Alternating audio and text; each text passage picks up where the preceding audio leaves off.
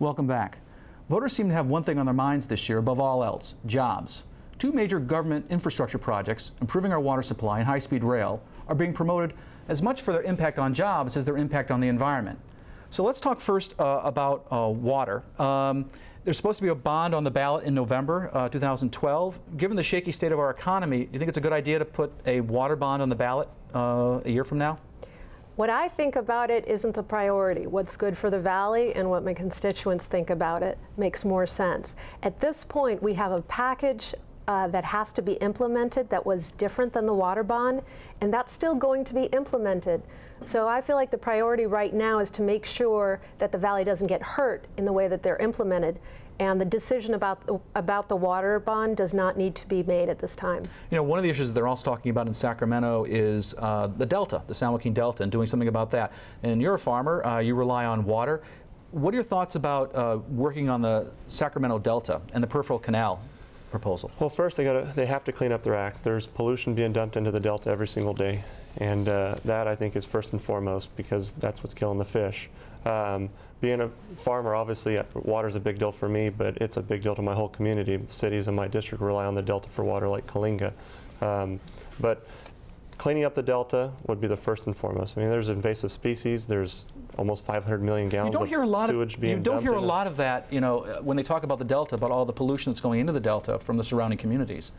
That's a big issue. I mean, if you dump raw sewage from people's toilets into a water stream and expect fish to survive in that, there's just no way it's going to work. Well, I want to ask you as well about the water issue. Is it as big an issue up in Modesto as it is more in the central and southern part of the valley? It is, and I also represent Madera County, where it's a huge issue. I think next to our economic crisis, the water crisis is the #1 matter that needs our attention. And in the Central Valley, the two are intricately tied together. So, you know, the water bond isn't perfect. No compromise ever is. But what it does do is it provides $3 million in continuously appropriated funds for water storage and conveyance. And we haven't been able to achieve that kind of potential increase for water supply in decades, and I don't think it's been like 3 decades since they've built the last dam. Exactly. And so I don't think we can sit idly by as agricultural fields lay barren. And it's about jobs for the Central Valley, and it's about continuing to be the agricultural capital of the world so that we can feed the world. Well, let's talk about another issue, and that's high-speed rail. Some of our local congressmen are supportive, some aren't. Congressman Devin Nunes has called it a high-speed train wreck. Of course, Congressman Jim Costa has been a long-term supporter of high-speed rail, thinks it's necessary for our increased population and transportation needs. So is high-speed rail a good idea for the Valley? Does it pencil out? You know, I support high-speed rail in concept. I think we have to do things to improve our mass transit systems in California. We're way behind the rest of the nation and the globe in particular. But I don't think the current high-speed rail proposal can move forward at this time because of the enormous cost. We are talking billions upon billions upon billions of dollars with absolutely no plan to pay for it. So I think this is the bad time to move forward. What do you think about high-speed rail? A lot of farmers have been questioning about whether or not where it's going and the environmental impact. Farmers are concerned with it crossing their property, just like homeowners are concerned with paying for it through taxes. But one of the big issues that I see with it is the federal government stepped up right before the election, for whatever reason, to put it into a high-speed process, and they're asking for disaster. It hasn't been properly managed, and they've told them you've got a timeline now, and you've got to do it in a hurry. You've got to break ground next year. And you've got a project of that size to affect that many people for so long, and now they're telling us to put it in high gear and just take off with it. You're asking for a disaster. Linda, what about the economic stimulus that its proponents say will deliver to the Valley? Lots of jobs, of good-paying jobs. What are your thoughts on that? I think it's possible, particularly if there's a maintenance station in Fresno, but so far I have not seen enough of the as you say, penciling out that makes it make sense for us in this economy. Well, let me kind of put the two issues together. We've only got a minute left. I'm going to go through it quickly, and that is the issue of bonds. Whether we do water storage or high-speed rail, it's going to be a bond issue. Question, should we prioritize, and which should have the priority? Definitely water. Water is the lifeblood of the Central Valley. It is what our economy is based on. I do understand that there may be value in high-speed rail, but the jobs are going to come initially from agriculture, and that's why the water is more important.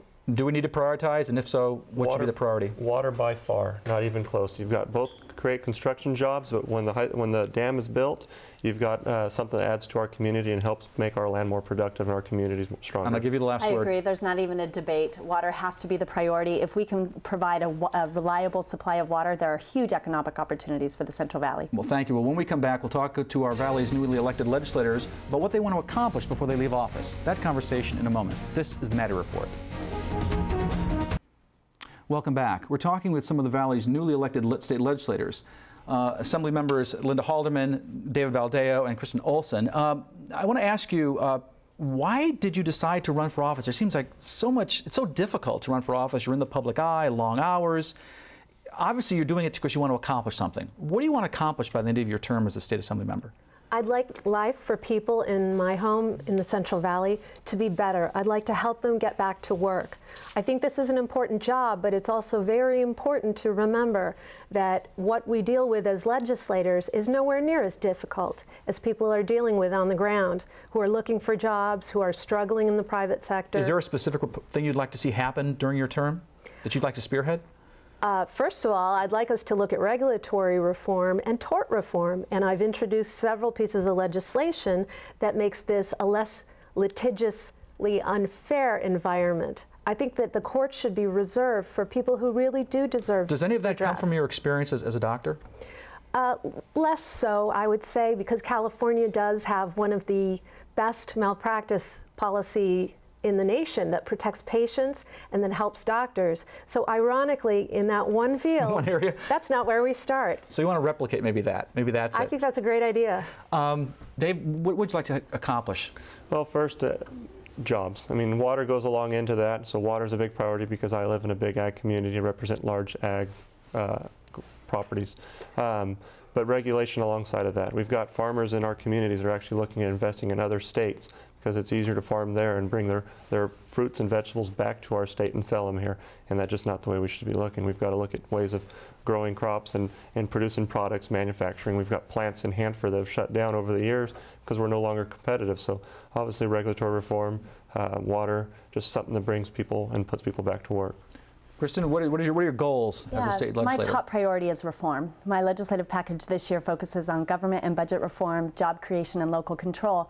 And when I leave the state legislature, I would be so happy if I could say that I had a part in making government more efficient, improving our education outcomes, and fostering economic growth. That's why I went there, and I'll be very happy if I'm able to achieve some of those things before I leave. Okay, you know, Cal Forward is a group that's been looking at reforming government in California, and they've made a lot of proposals. One of the things they're talking about is maybe we should do away with term limits, maybe we should have a unicameral legislature, maybe we should have a rainy day fund. There are lots of ideas that are floating out there, not just by Cal Forward, but by other groups. Any thoughts on the kind of significant reforms we need to do in California to kind of make us the golden state again? Yeah, you know, California Forward has done a lot of the hard work in the research on some of these reform issues. I'm actually carrying a 2-year budget planning bill, and they've done a lot of work on budgeting and 2-year budgets.